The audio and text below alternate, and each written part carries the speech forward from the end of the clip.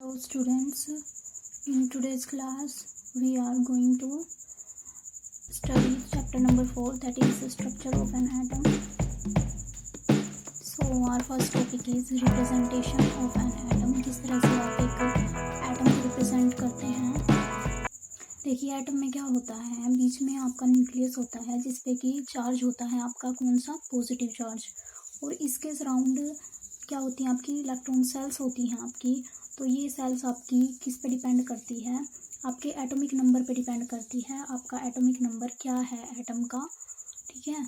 तो इसमें electrons distributed होते हैं, फर्स्ट सेल में इलेक्ट्रॉन्स होते हैं, सेकंड सेल में भी इलेक्ट्रॉन्स होते हैं, और ये आपका डिपेंड किस पे करता है, कितने नंबर ऑफ इलेक्ट्रॉन्स होंगे, कितने नंबर ऑफ सेल्स होंगी, वो आपका एटॉमिक नंबर पे डिपेंड करता है। सेकेंडली जो इलेक्ट्रॉन्स होते हैं इस पे आपका कौन सा चार्ज होता है, इस पे होता है आपका नेगेटिव चार्ज, ठीक है। नेगेटिव चार्ज होता है इलेक्ट्रॉन्स पे, और यहाँ पे आपका जो ये इसको क्या बोलते हैं, न्यूक्लियस बोलते हैं, ठीक है। ये न्यूक्लियस में कौन सा चार्ज है आपका, पॉजिटिव, और ये पॉजिटिव चार्ज किसकी वजह से है आपका, प्रोटॉन्स की वजह से है, ठीक है। प्रोटॉन्स की वजह से है, क्योंकि इसमें आपके क्या होते हैं, प्रोटॉन्स प्लस क्या होते हैं, न्यूट्रॉन्स होते हैं। न्यूट्रॉन्स भी होते हैं, लेकिन न्यूट्रॉन्स पे कोई चार्ज नहीं होता, दे हैव नो चार्ज। तो सारा चार्ज जो होता है न्यूक्लियस पे वो किसकी वजह से होता है, प्रोटॉन्स की वजह से होता है।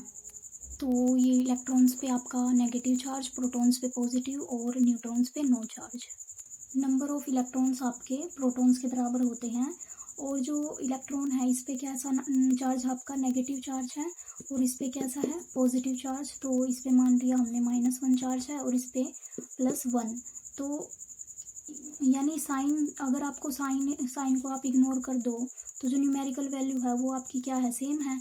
यानी यहाँ पे भी 1 है और इधर भी आपका क्या है, 1 है। तो चार्ज जो होता है, साइन इनका अलग अलग होता है, चार्ज अलग होता है, लेकिन इनका मास क्या होता है, सेम होता है।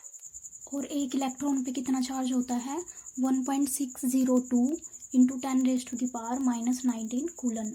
और सेम ही आपका चार्ज होता है किस पे, आपका प्रोटॉन पे, एक प्रोटॉन पे। बात समझ आई। तो ये देखिए, तो एक इलेक्ट्रॉन पे आपका जो मास होता है 9.1 इंटू 10⁻31 kg होता है। 1 प्रोटॉन पे आपका कितना मास होता है, 1.67 इंटू 10⁻⁻27 kg। और जो न्यूट्रॉन होता है उस पर भी आपका सेम मास होता है, यानी कि जो मास नंबर होता है ना, वेट या फिर मास जो होता है प्रोटॉन और न्यूट्रॉन का इक्वल होता है, ठीक है। और इलेक्ट्रॉन का आपका इन दोनों के कंपैरिजन में क्या होता है, थोड़ा कम होता है। यानी कि जो नेगेटिव पावर है, वैसे तो इसकी 27 कम है इससे, लेकिन नेगेटिव पावर, एक बात याद रखना, जितनी ज़्यादा बढ़ेगी इसका मतलब आपकी वैल्यू एक्चुअल में क्या हो रही है, रिड्यूस हो रही है, यानी कम हो रही है, ठीक है। एटम का पता कैसे लगा, तो एटम डिस्कवरी आप पढ़ोगे मॉडल्स में, ठीक है, एटॉमिक मॉडल, ठीक है। एक आपका देख लेते हैं कि एटम में सेल्स कैसे डिस्ट्रीब्यूटेड होती हैं। ये आपका न्यूक्लियस है, इसमें पॉजिटिव चार्ज है। पहले आपकी फर्स्ट सेल आएगी, फिर आपकी सेकंड सेल आएगी, फिर आपकी थर्ड सेल आएगी, और ये आपकी एज इट इज़ मतलब इसी तरह से आपका ये कंटिन्यू होता रहेगा। और जो फर्स्ट सेल होती है, इसको, जो फर्स्ट सेल होती है इसको हम 1 से डिनोट करते हैं, 2 से, सेकंड सेल को 2 से, थर्ड सेल को 3 से, फोर्थ को 4 से, एंड सो ऑन। इसकी दूसरी रिप्रेजेंटेशन भी होती है आपकी। तो जो दूसरी रिप्रेजेंटेशन साइंटिस्ट वगैरह ने दी है वो क्या दी है कि आप अब अल्फ़ाबेटिकली भी इसको रिप्रेजेंट कर सकते हो।